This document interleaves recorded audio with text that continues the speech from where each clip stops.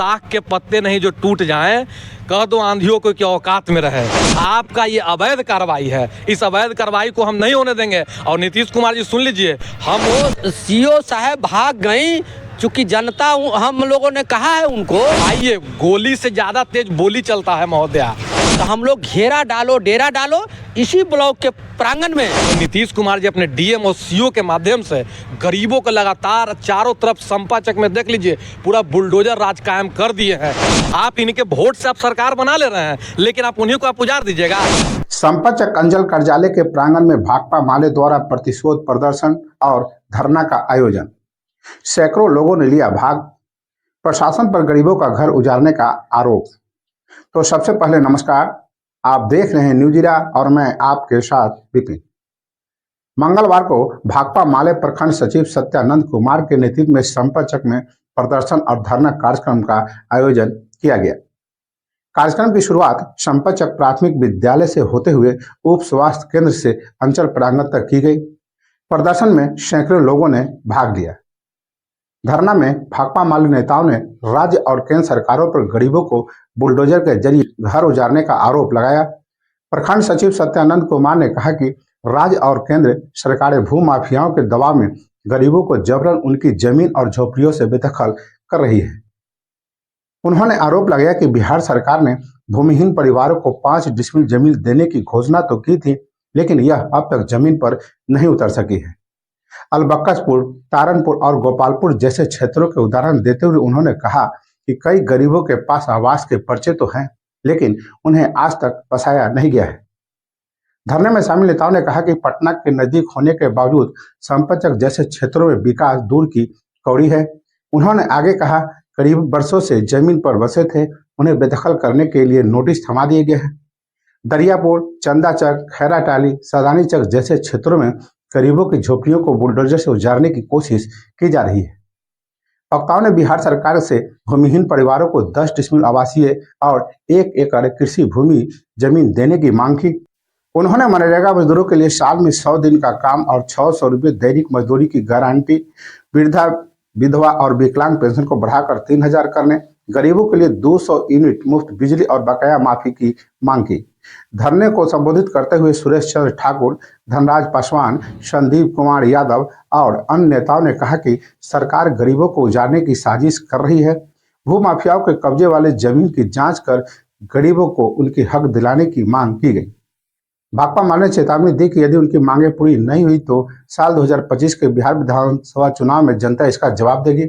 और उन्होंने आगे इसको लेकर क्या कहा वो हम आपको सुनवाते हैं और इसी वीडियो के साथ विदा लेते हैं। आपने अभी तक मेरा चैनल को सब्सक्राइब और फॉलो नहीं किया है तो अवश्य कर ले। साथ ही अपना सुझाव कमेंट बॉक्स में देना न भूले। नमस्कार। देखिए, नीतीश कुमार जी माननीय मुख्यमंत्री हैं, वो योजना चला रहे हैं जल जीवन हरियाली और लैंड सर्वे।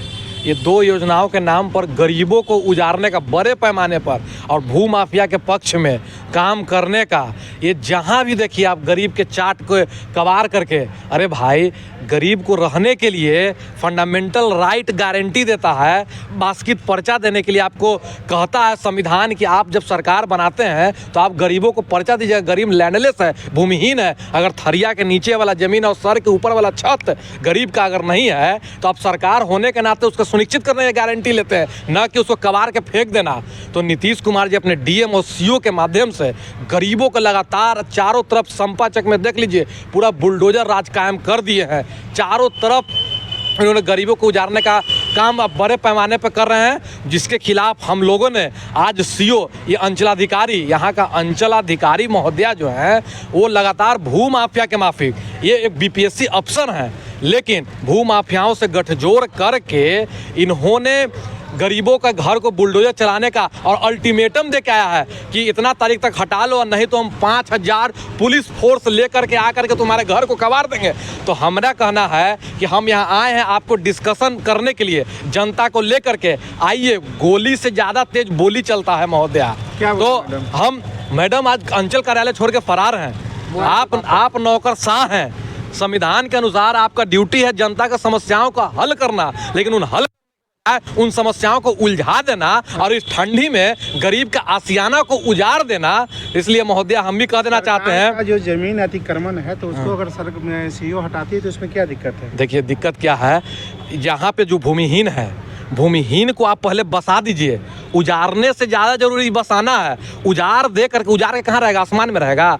उजाड़ने से जरूरी, इसलिए फिलॉसफी क्या कहता है कि मारने वाला से बड़ा बचाने वाला होता है। उजाड़ने से अच्छा बसाना। हमारा संविधान हर और गारंटी कर रहा है कि आपको बसाना है। आप इनके वोट से आप सरकार बना ले रहे हैं, लेकिन आप उन्हीं को आप उजाड़ दीजिएगा। आपका ये अवैध कार्रवाई है। इस अवैध कार्रवाई को हम नहीं होने देंगे। और नीतीश कुमार जी सुन लीजिए, हम वो साख के पत्ते नहीं जो टूट जाएं। कह दो आंधियों को कि औकात में रहे।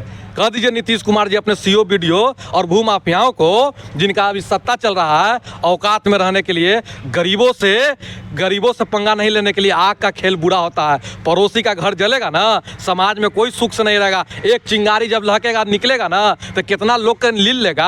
आप चले हैं पूरा सदियों से, मतलब आते आ रहा है कि एक घर बनाने में लोग पूरा मर जाते हैं, घर बनाने में लोग टूट जाते हैं, और तुम चले हो बस्तियां उजाड़ने।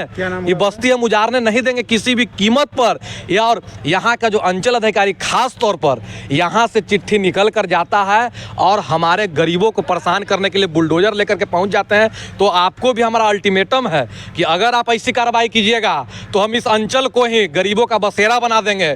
फिर देखते हैं कैसे आप चलाते हैं, क्योंकि आपसे हम गरीबों जब टैक्स देता है, जब आरी पगारी खेती बटैया जब करता है, तब जाकर के आपको वेतन दिया जाता है।